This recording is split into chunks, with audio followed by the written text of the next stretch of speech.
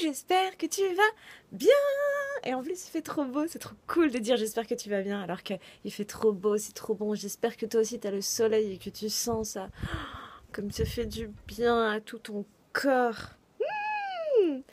C'est un peu la vidéo bilan de mon mois, de mes 30 jours, 30 vidéos.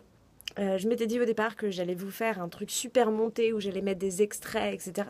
Mais en fait, ça sert à rien parce que soit vous avez vu toutes les vidéos et du coup, eh ben, vous avez déjà vu ça, je vais pas vous le réinfliger, soit vous l'avez pas vu et dans ce cas-là, il n'y a aucun intérêt pour vous de voir le bilan de mon mois de 30 jours, 30 vidéos si vous n'avez pas vu les vidéos.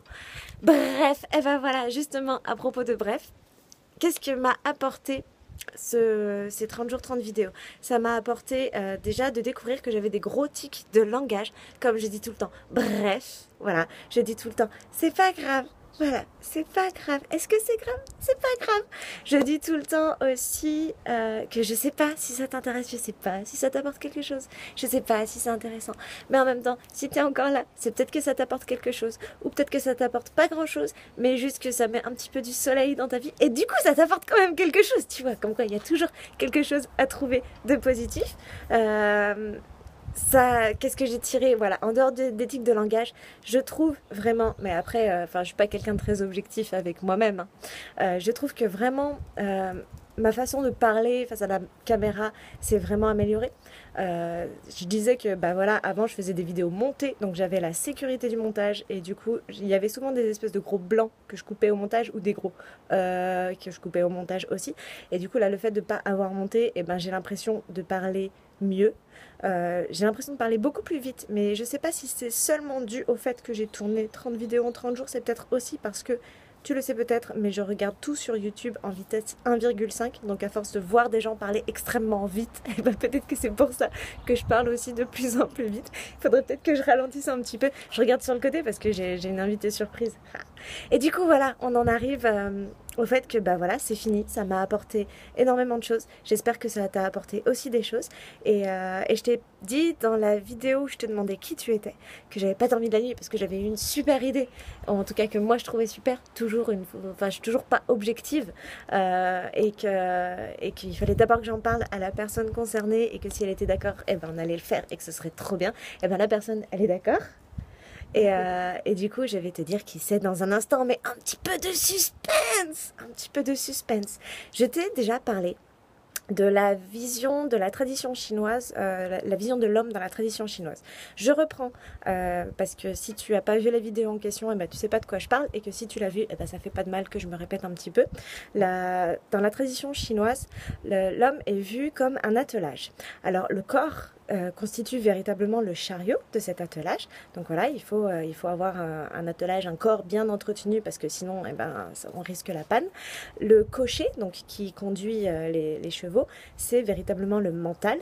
C'est lui donc qui va conduire nos deux chevaux qui sont les émotions.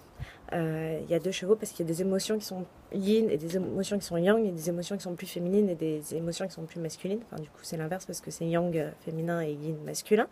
Et à l'intérieur, c'est là que ça devient intéressant pour la personne qui est à côté, à l'intérieur de cet attelage, il y a, bien caché dans cette charrette, il y a l'inconscient, le subconscient, on peut lui donner divers termes. Il y en a qui parlent de guide intérieur ou de guide spirituel, etc. C'est l'âme un petit peu, c'est un petit peu ça. Et c'est vrai que moi je te donne beaucoup des conseils sur le corps, comment bien entretenir son corps, comment gérer ses émotions, comment élever son mental, comment raisonner différemment peut-être, etc.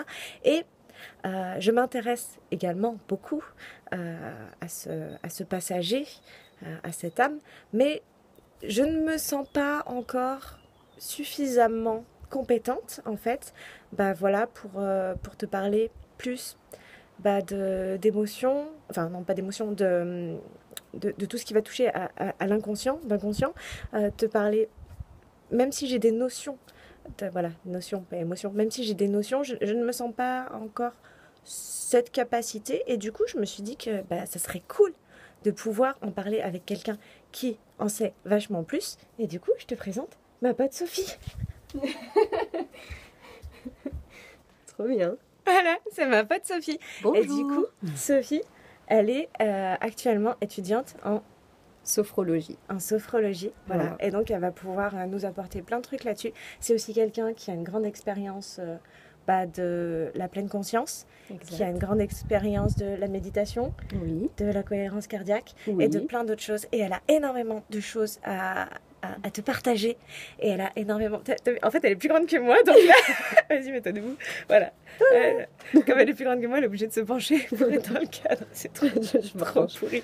Elle a énormément de choses à apporter et c'est une personne merveilleuse que j'aime profondément. Et du coup, si tu m'aimes, eh ben, tu vas l'adorer.